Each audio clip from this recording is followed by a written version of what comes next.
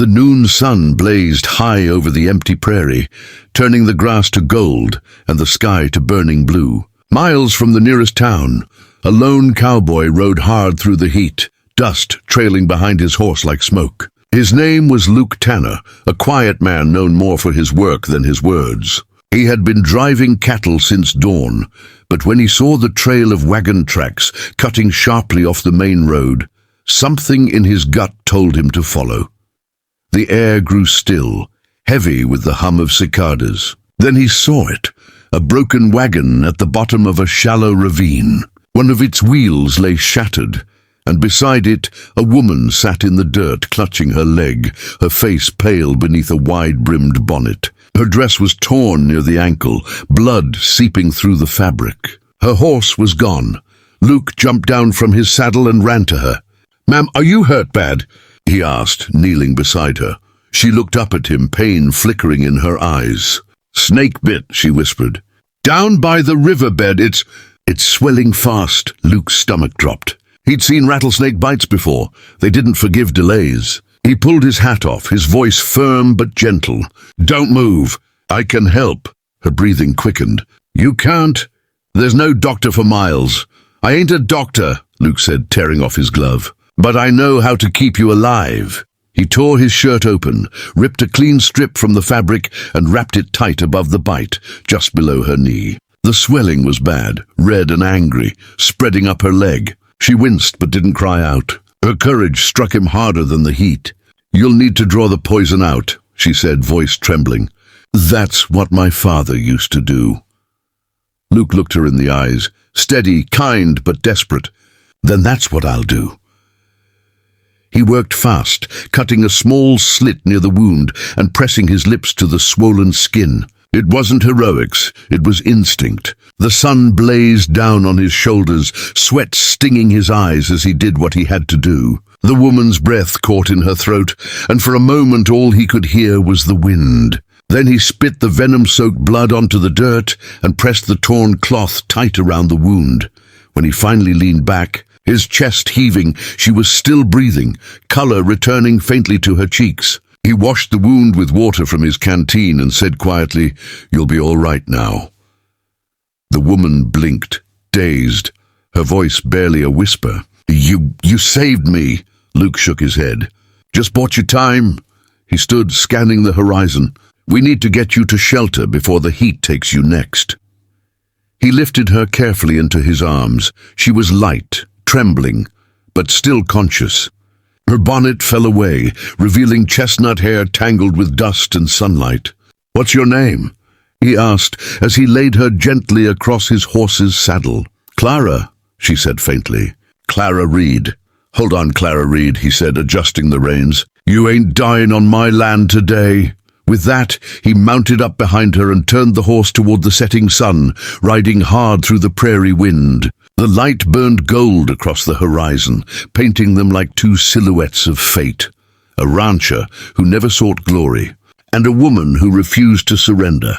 What neither of them knew was that this single act, one man's choice to stop when others, the afternoon light washed over the prairie like a blanket of fire as Luke Tanner rode hard toward his ranch. Clara swayed in front of him, her head resting lightly against his shoulder, her skin pale but no longer ghostly white. The horse's hooves pounded against the dry earth, a steady rhythm that felt like a promise. She would live. After nearly an hour, the old cottonwoods marking Tanner Ranch appeared in the distance. The land stretched wide and sunlit, corral fences glimmering, the windmill creaking softly in the warm wind. Luke's foreman, an older hand named Bill Hawthorne, saw them coming and ran out from the barn, wiping his hands on his shirt. "Good Lord, Luke!" "What happened?" Bill shouted. "Snake bite," Luke said as he jumped off the horse. "Get the clean sheets from the bunkhouse and that bottle of carbolic." They carried Clara inside, laying her gently on Luke's own bed. The small ranch house smelled of leather, coffee, and sunlight baking the wood. Luke knelt beside her, checking her pulse. The swelling had slowed, but her skin still burned with fever. She tried to speak, but he quieted her with a calm hand. "Don't waste your breath. You did the hard part already." When Bill came back, Luke cleaned the wound again and wrapped it with a fresh strip of cloth. Clara bit her lip through the pain, but her eyes stayed open, steady on him.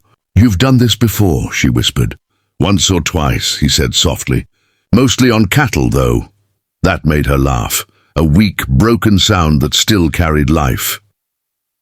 As the hours passed, the fever began to fade. Luke sat by her side, the sunlight shifting slowly across the floorboards. When she finally drifted into sleep, he leaned back in the chair, hat resting on his knee, eyes heavy but watchful. He'd seen plenty of hardship on the frontier, but something about this woman stirred something long buried, the part of him that still believed in kindness, even in a land that seemed to have forgotten it. When Clara woke, the sun was low and golden through the windows. She blinked, disoriented, before realizing where she was. "Your house," she said softly. "You should have left me by the wagon. I would have slowed you down." Luke shook his head. "You don't leave folks to die alone out here. Not if you can help it." She looked away, emotion tightening her throat. "My husband passed last winter. Viva took him near Santa Fe. I was heading east to my brother's homestead when the wagon wheel snapped." Her voice trembled, but she steadied it. "I thought maybe that was where it would end." Luke stood and poured her a glass of water. "Not today," he said simply. "Not while I'm around." She took the cup, her hand brushing his. The touch lingered, not in romance, but in something older. Gratitude, trust, the quiet bond of two people who had both lost too much.